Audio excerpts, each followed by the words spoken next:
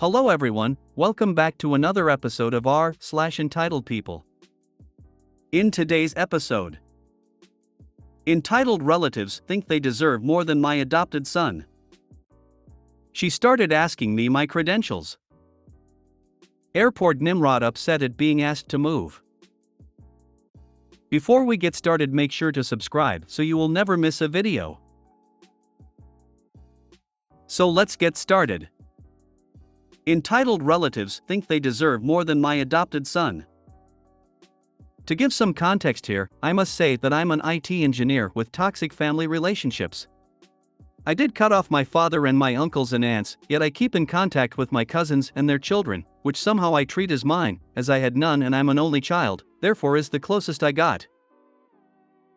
I always prioritized success over relationships, so I'm single, and through the years I felt that my cousins' children weren't mine, therefore I wanted to raise one of my own.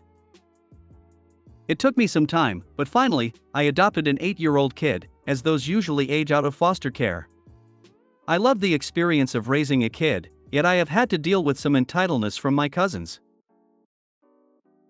It turns out that every now and then I usually spend some money traveling with my cousins and their children, yet this year, for obvious reasons, I need to save money in order to get all of the stuff my son would need, and I'm planning on going big, the best of the best I could afford. I just explained this to my cousins and told them this year our trip together will be cancelled. They said nothing, so I thought they understood the whole situation. Anyway, I wanted my kid to socialize with my cousins' children, so I invite them all to a get-together party. After about 2 months, when my son felt comfortable enough, and somehow all of the kids were so mad and refused to play with my kid. He just sit in a corner and tried to not cry, but he did. I just talked with the kids and they said he was not part of the family and they deserve more, as he is adopted, and they, as my family, were entitled to the trip to the parks in Florida. I was in shock and asked them where they got that from, and they told me how their parents have told them the reason why I took their trip was my son, who comes from the streets and isn't even family. I was fuming, so I told them all to leave.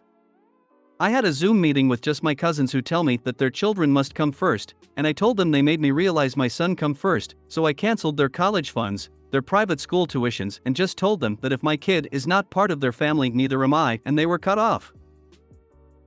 I have been called unreasonable, but I think my son comes first and I made the right decision.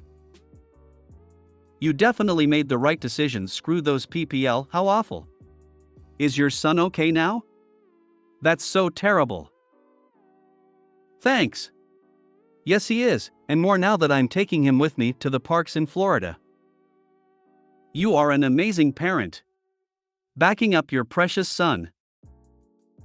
Your ERs got very greedy thinking that they were entitled to your financial support. They are certainly not. You choose your precious son and he deserves all your love, attention, and financial support. Your ERs showed their true colors and they are not pretty. They rejected your chosen child, so you cut them off financially. Absolutely the right thing to do, since they are so adamant and see him as taking their money. It's not their money, it's yours. Let the ERs figure out their own future without your financial support. They clearly forgot that they need you way more than you need them. Especially now that you have your own son. In the long run, it's about more than trip or college funds. But, apparently your ERs didn't know that you never bite the hand that feeds you. Congratulations for protecting your son from your family. I adopted 2 daughters, not genetically related, and it amazes me how stupid some people are. As a single parent, I had to juggle a lot of things to make it happen, but my girls are now 16 and 19 and I cannot imagine life without them. I adopted each daughter when they were 2. Now, I introduce them as my daughters. I'm as pale can be and my girls are Chinese. I get asked if their dad is Chinese and I reply, yup, and that's it. Strangers do not deserve my children's history, especially in the grocery store. Love creates a family. It's the worst when your being nice becomes expected and taken for granted. I'm glad you held your ground. You are right, your son comes first. The cousins lost out on your generosity by being greedy and causing grief to a child because of that greed. You do you. She started asking me my credentials. I work in industrial clothing. I am a key holder for cash desk. Meaning, I am the can I speak to your manager. I'm young. I'm in my 20s. Young for a manager, but I am in my last semester of business management school and have prior experience in management before this job or my schooling. A main component of my job is also being a cashier. I ring people through while aiding the other cashiers with their transactions. It's important to note that being an industrial, we have a lot of affiliations with local companies and unions who receive discounts from us for bulk orders, and smaller discounts for their employees buying work gear. Some companies, not unions, lose their discounts for various reasons and therefore are removed from the discount registry. New cashier, NC, in high school, very mature and smart for her age. Her first week, but she's been there a couple days, so I'm at the till beside her listening in while I help customers. She got the hang of it and doesn't need help unless a new problem she has encountered yet pops up. Entitled woman EW steps up to be helped by NC. EW has a pair of steel-toe boots. She claims she works for X company. NC looks up X company in the registry and can't find it. NC asks EW if there are any possible other names it could be under in our registry or possibly part of a union, different registry.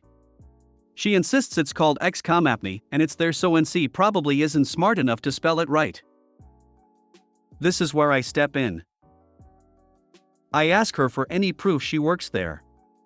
Work ID, pay stub, email from work, anything. This is protocol. She tells me she doesn't have to. I repeat we need to see proof she works there. I ask as I look in the registry myself. I trust NC, I'm looking to appease EW. She looks through her phone for something to prove to me she works there, and I inform her that X company is not in the registry. She puts her phone down and gives me the look. EW, can I speak to your manager? My favorite question. Me speaking, ma'am, my favorite answer. EW, no, the person above you. Me, sorry ma'am, I am the highest position on the floor right now. EW, last year I got my discount and told me no. Me, we have had a change in management and the new policy is that we need proof that you work for a company in our registry. I'm sorry it's not what you were expecting, but it's what we are allowed to do. EW, how long have you worked here? Me, sorry? EW, this needs to end now. You obviously aren't the manager. Probably just the owner's daughter, get me the real manager now.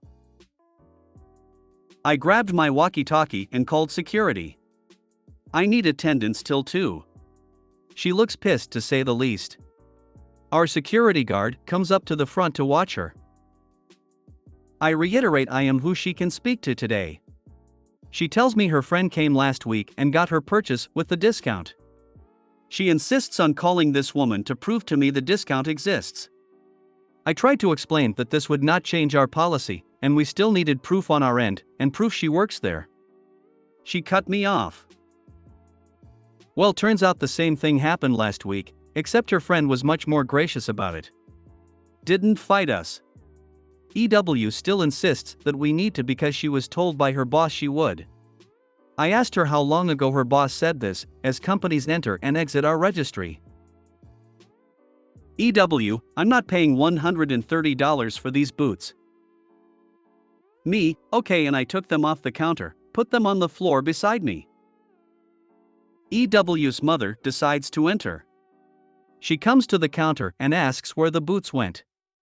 She realizes security is standing beside me as well as NC. We don't look happy. She touches her daughter's shoulder and whispers in her ear in a language I don't know. EW frowns and says, I'll take the boots. I leave NC to finish the transaction and go off with the security guard to discuss, still close so we can watch. The discount she was arguing over? 10%. $13. I may have just given it to her if she was polite, but she insulted my coworker. This sounds so much like a company here in Canada, Mark's Work Warehouse, where I have seen this exact same, with slightly different dialogue and characters, situation play out. People are so weird about their small company discounts there, which is weird because Marks has often other sales or incentives to save even without the discount. I definitely would have given her the boot with my boot. You handled EW with professionalism and grace, which they can't stand.